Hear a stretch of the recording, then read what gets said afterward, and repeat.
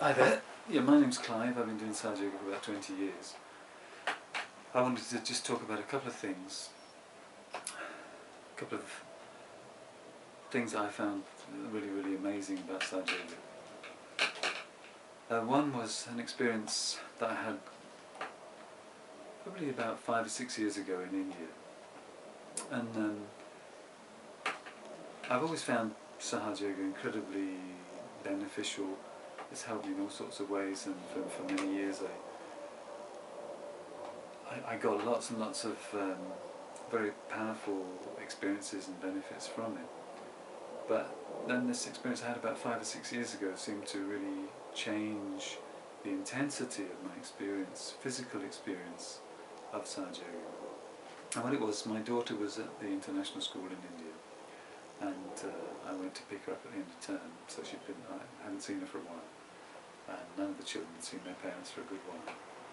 So she was only 8 at the time, the children were very young, and the school is in this incredibly remote place up in the Himalayan mountains, incredibly pure, isolated, unspoilt area. And I'd arrived a couple of days earlier than the parents were supposed to. We were so desperate to get our little girl home. And so I went to the gatehouse. There's like a security guard at the gatehouse to the school, and sort of announced who I was and announced my arrival, if you like. And he rang through to the dorm to tell the person responsible for the dorm that one of the girls' fathers was at the gate. And a few moments later I heard this growing sort of roar of shrieking and yelping and whooping, and suddenly I could see a big crowd of girls running up the path, and I think the whole of my daughter's dorm were coming to see me, because somehow what I felt was that I was like a generic father, a symbolic parent, because I was the first one to arrive, so they all came to see me as a sort of a way of getting close to their own parents, I suppose. Anyway, I was sitting on a little wall, and this big crowd of girls were all sort of gathering around me at face height, all sort of looking at me, their shiny, beautiful, pure, unspoiled little faces glowing and shining and glistening, and they were just sort of bubbling with life and everything that's best about children. And they sort of all chatted away unstoppably for a few minutes, and then they had to go back into school because it was playtime or activity time or something. And then I went back to my hotel, and I sat on the bed, and I had the most incredibly powerful meditation I've ever had, as if I'd been supercharged by all these children. And the way I describe it to people is that my kundalini felt like a shoal of fish. So I was sort of just completely stuck to the bed. I just couldn't move. This incredibly powerful jet of energy, this, as I said, like a shoal of fish flowing up my spine, always in a sort of upward movement like this, just pinning me to the bed, and it was impossible for me to think. I was like wiped clean. I couldn't move, I couldn't think, I was just in a state of complete bliss, really, you'd have to say.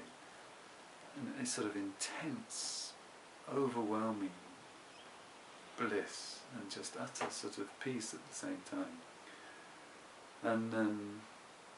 And this must have gone on for a couple of hours. I couldn't move, I couldn't do anything but meditate for a couple of hours. And then by the next morning it had subsided a little bit, and I went into the school, and it wasn't quite as intense and powerful. And it wasn't easy for me to sort of get back to that intensity of that experience. But somehow, ever since then, although our experience, most people's experience in Sahaja Yoga sort of moves a little like that. You get some peaks, and then it sort of seems to dip as you need to work on another aspect of your meditation, introspection. But what I found is that my sensitivity and my awareness of the physical sensations of the Kundalini and physical awareness of the vibrations, as we call them, this sort of movement of energy on the spine, has never returned to what it was before, and the feeling of joy that I experienced in that meditation has come back to me many, many times since then, particularly giving self-realization. So quite often I found that when I'm showing people how to meditate, introducing people to Sahaja, and once we've done this, what we do is we stand behind people and we raise their kundalini with our hand. And what I've found many, many times now, and increasingly as the years have passed, is that when I'm working on people like that, when they perceive their self-realization, as I raise my hand and raise their kundalini, so I get this intense rising feeling of joy on my own kundalini. So my kundalini is responding to the rising of their kundalini, and I get this wonderful, wonderful sense of joy and bliss, and I just want to keep raising their kundalini because my own kundalini feels so wonderful, which is pretty amazing. And but also I find that more and more through the day, that I'm aware of my kundalini, and very, very physically aware of it. I can feel this sort of tingling and fizzing and movement inside me, but also the sense of joy and just peace and serenity and bliss is with me much, much more of the time, and I keep people sort of chuckle at me and pull faces when I tell them these sorts of things, but something I never really understood before that Srimati has said is that what we should do is focus on something without thinking, and in particular with natural things in nature. I find this much, much easier to do now. I didn't really understand it before, but now it's so clear to me. So for example, if I look at a magnificent tree or a beautiful view, or just a beautiful landscape, I find it very easy to just enjoy the landscape without thinking, and it's mainly because I feel my own subtle system responding to the beauty of the natural environment, the thing that I'm looking at, or where I am. And so these waves of bliss and joy start bubbling up as I'm looking at something beautiful and natural without thinking about it, and the more I look, the more these sensations intensify. So that's it really. That's a very sort of personal experience, sort of explaining how, for me as an individual, the sort of experience of my kundalini has changed over the years, and how and I'm sure it will change in many different ways in the future, but just how it can totally transform your experience of life. I feel I don't need to look for any sort of excitement or stimulation, or I don't need to look to food or alcohol or whatever to stimulate me, to give me pleasant sensations, or to take me out of the place that I'm in, because I feel fantastic, I feel blissful, I feel joyful an awful lot of the time. Like Mother said before, it's like divine alcohol, and you don't get a hangover from it. And one other little thing I wanted to talk about was just, Srimati's sort of introduced us to a culture, a new way of being, a new way of living, as well as having this sort of internal awareness. And something she's encouraged through the sort of culture that she's developed is the breaking down of groupism, really. So she doesn't never like to see people splitting off and forming their own groups according to whatever culture, race, background, country groups, language groups, whatever. She always encouraged us to be one family, to be one group, to go beyond all those sort of artificial barriers that separate us, and in particular, of course, a religion and religious background can cause divisions and can give us ideas about what's right and wrong, and she encouraged us to sort of go beyond that, but also she introduced lots of sort of practical things that helped us to go beyond that. She encouraged people to marry people from other countries, people from other races, castes, cultures, whatever. But one of the sort of beautiful things that I've enjoyed so many times, that again Mother sort of instigated and introduced, is working together. Just getting us to work together. Whenever we get together for pujas or seminars or weekends or just whenever we're together, she always encouraged people to work together, to do things, to sort things out together. And particularly for men, but for ladies too, I find that just sitting around and chatting and drinking tea doesn't really cut, what's the saying, cut the mustard. But for men in particular, the thing that we always seem to find ourselves doing is moving furniture around. And I've moved the same, as with lots of other men in the English collective, we've moved the same pieces of furniture 20, 30 times over the years in different houses, from different houses to new houses, from an ashram to another ashram, and moved furniture around within the National Centre lots and lots of times. And what you find is that every time you're moving furniture around with different people, you're meeting different people. So through the act of working together and moving the furniture around, you get chatting.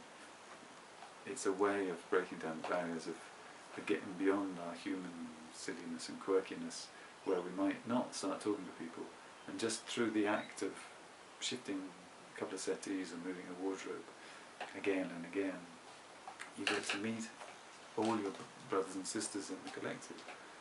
So just another little magical thing that Mother's helped us to understand and to work out. And then the last thing I'd like to say, I sort of asked people as well if there was some sort of cultural thing, artistic thing, musical piece of music or whatever that might have inspired them, or particularly that they've particularly enjoyed in Sahaja Yoga. And so I just wanted to mention one piece of music that's I've always found absolutely wonderful, incredibly moving, and a piece of genius, really. I said to the person who wrote it that I thought it was the best pop song I've ever heard, really. And that's so that song, which when I used to take my daughter to school, it used to last the exact amount of time from our house to the school gates. So we used to sing it every morning, put it on, sing it on the way to school every morning. She always used to go into school with a spring in her step. And of course that song is Jeremy and Daniel's Beautiful.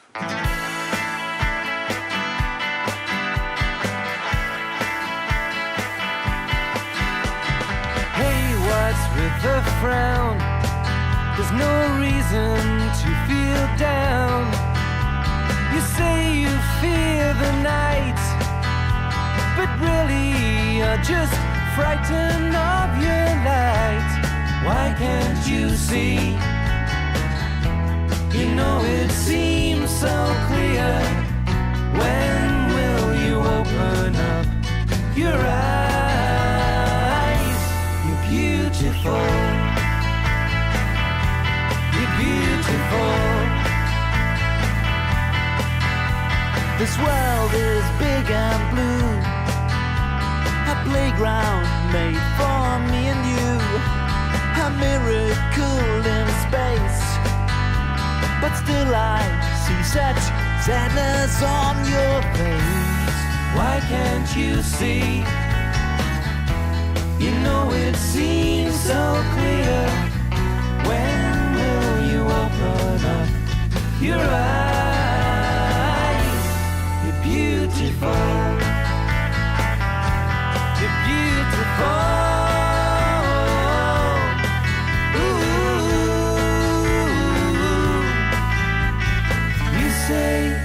In time, we'll see this world fall down. We say, in time, we'll see the sun break from the clouds, and all we'll see, and forevermore shall be beautiful.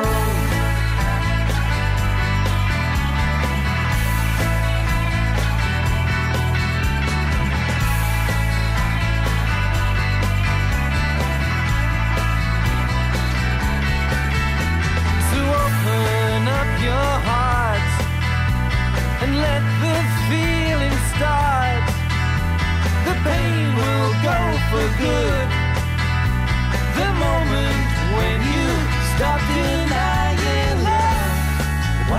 can't you see?